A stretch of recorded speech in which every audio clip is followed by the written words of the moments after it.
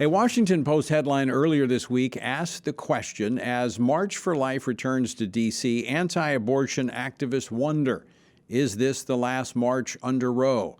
The Post goes on to say, quote, by the end of this summer, the Supreme Court could overturn Roe. After 49 years, there may not be an anniversary to protest, end quote. Well, that's certainly our hope. Earlier today, I was able to catch up with FRC's Mary Szoch, who was down on the mall mingling with marchers during the march. Mary, give us a sense of what marchers are feeling this year and what they're saying. I think there's a sense of hope here. There's a sense that, we've been marching for 49 years. I've personally been marching my entire life. And we're ready for America to recognize that, to recognize, more importantly, that the unborn child in the womb is a human being. So is there a greater sense of anticipation this year than we've seen before? I think there is. The march is always joyful, but this year you can feel it. You can see it on people's faces. Everyone is talking about, is this going to be the year that the Supreme Court finally overturns Roe v. Wade? And that the unborn child is finally recognized. Mary, I want to turn to the bigger topic here, not just the march, but the issue of life and the policies of our nation. You serve as our director of the Center for Human Dignity, and FRC has a new publication entitled U.S. Abortion Law in Comparison with the Globe. How does America line up with other nations when it comes to our policies and laws regarding life? Well, Tony, if you look at the publication, you can see that America is one of only 6 countries that offers absolutely no protections for the unborn child in the womb.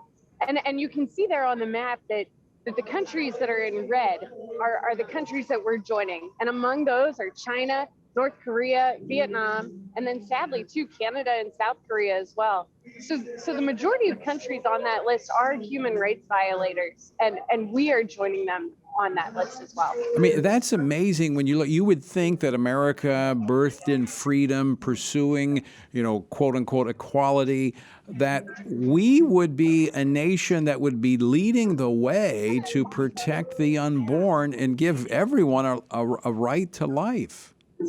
Well, and we really should be, and we are the land of the free, the home of the brave.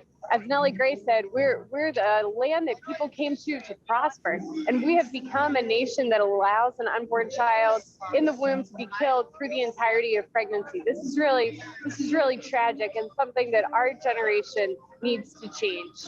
So Mary, is your sense that people are unaware of how extreme America's policies are on abortion, or is this something that's well known?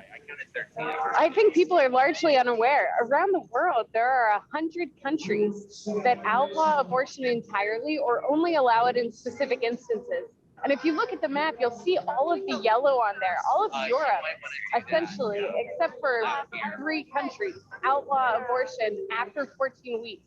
And here in the U.S., we don't we don't outlaw abortion at any point. And it's just really tragic. It's something that the rest of the world needs to recognize. It's something that the U.S. needs to recognize, that we need to be a leader, that we need to be protecting the defenseless among us. So Mary, is it cold out there? It's freezing, but everyone here is happy to be here and ready to defend the unborn. My history is the March for Life. It just seems to fall on the coldest day, coldest day of the year. It's always cold out there for the march. It certainly is, but we're happy to be here in defense of life. Well, I would be down there marching if I weren't still on crutches, still recovering from my bicycle accident. But my heart is with the marchers this year. Mary, give us a sense of the demographics of those gathered this year.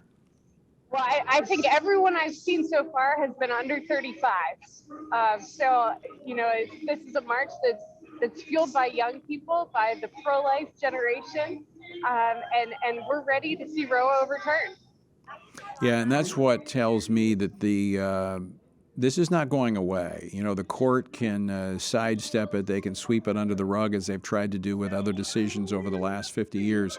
It's not going to go away. It's only building, and they've got to address this, and then allow the American people to come together and work through this and create this culture of life.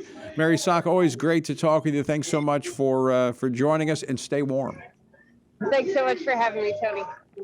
Mary Szoch, our FRC